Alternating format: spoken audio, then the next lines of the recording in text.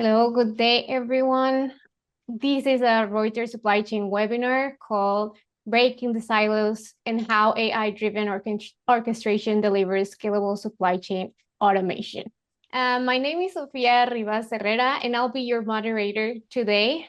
You are in the right place if you're here for a webinar in which you're gonna learn about, first of all, what is AI orchestration?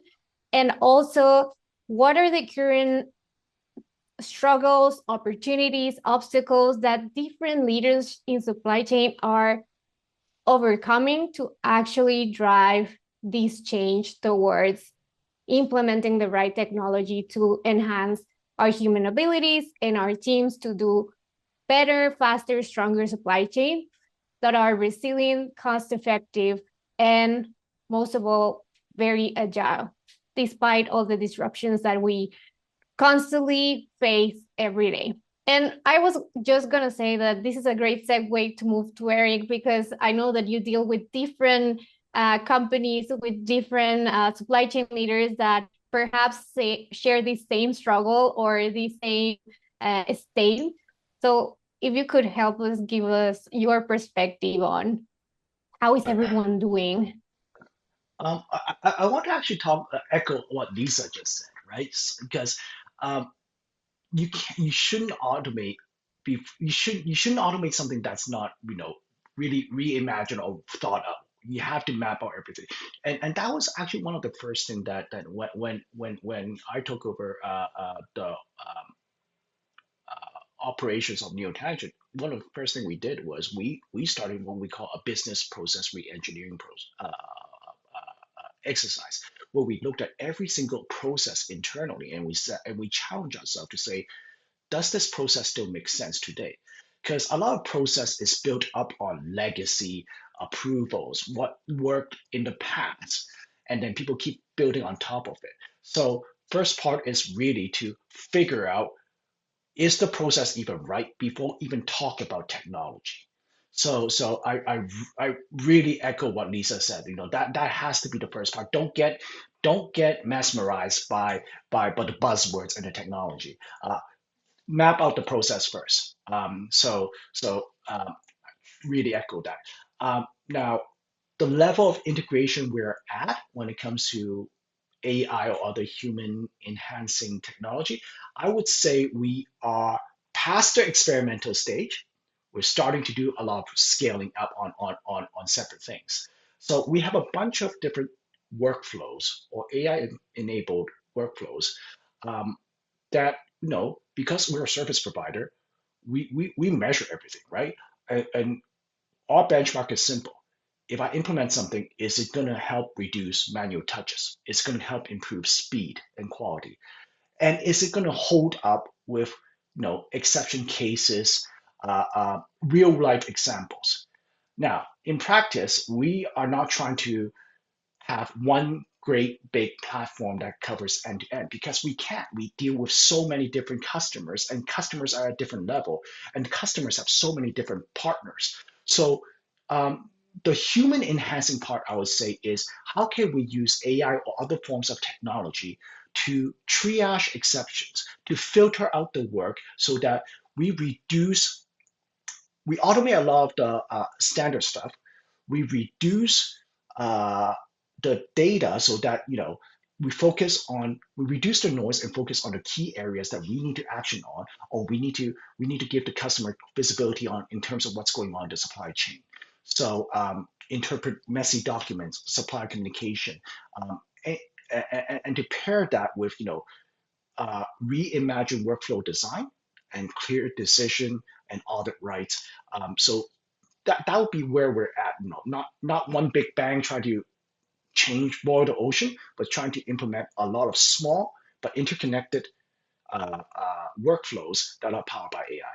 We've already touched a little bit more on how can we identify which are the workflows within our supply chain that are worth um, implementing a new way of doing things, maybe adding a technology that will help us do it faster, better, etc. I don't know if we want to maybe dive into that. How can the people here identify what are these pieces that will determine that, okay, yes, this is the thing that I should focus on today? Because again, I think like with all the with all the news that we keep hearing from our industry, we kind of feel maybe left behind, that we're not moving fast enough, that everyone is already doing things. So um, maybe that can help us a little bit. Um, so I think choosing choosing where to start, it's hard, right? Especially when you talk about supply chain and it's so broad, right? But the way we look at things, or the way we decide to know when to use, let's just say AI for a second, when to use AI to explore AI to gain an advantage is, we have a filter. I have a filter that, it has to have the process has to have high manual touch points. Okay, it has to have high variability or exception rates, because if there's not a lot of exception or variability, you can use a rule based to process to figure it out. And lastly, you have to have measurable business impacts right from the start, whether it's cycle time, error rate, service level, inventory health, or compliance risk. Um, and if you take a look at these three filters that I have, where things usually lands up are work that people hate, but they cannot avoid. Okay, such as the constant PO changes, the supply communications, the exception handling, reconciling data from a supply chain system and a finance system. Documents heavy step. Those tends to be the type of messy and unstructured work that is ideal for AI assistance.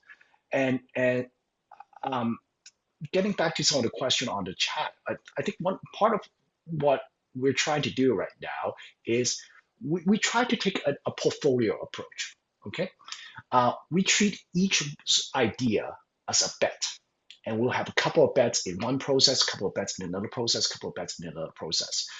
And the whole premise is that we totally recognize that some of these trials will succeed and deliver great benefits. Some will not. It needs to go back to the drawing board, and others will fail. So the reason why we have to use a portfolio approach and have lots of bets is because the technology is changing so fast right now. It's not always obvious at the onset whether what will and will not work.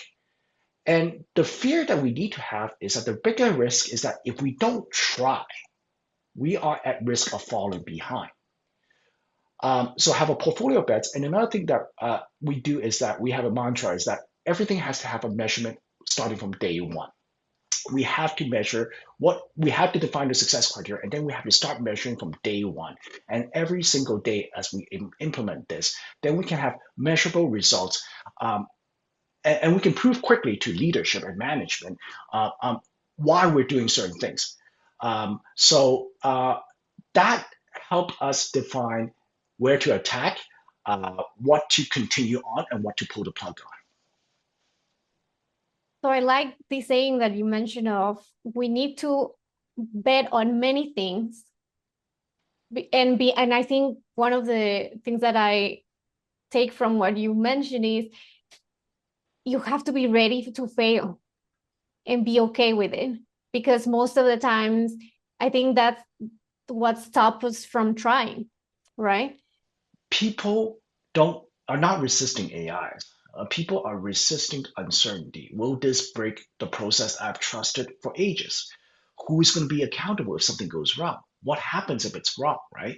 So um, we have to we have to pull people into the group right at the beginning. Like Erica said, identify the pain point first. Um, um, Fastest way to win people over is very simple. Remove the work that they hate, but keep them in control of the outcome. Um, if you remove work that people hate, people will love you for it. And at the same time, when we talk, we have to measure, and then we have to give people the scorecard on a regular basis. Okay, we implemented this. this is what has improved. This is what has improved, and we have to continue to do that. We do it daily when we have a new project, and then we move to a weekly, and then we move to a monthly. But right at the beginning, it's actually a daily monitoring. Here are the two metrics we are Mhm. supposed to measure, and the team gets reported daily, and management gets reported daily. So by having a scorecard, people can track the metrics, can see, oh, the efforts I'm putting in is actually paying off.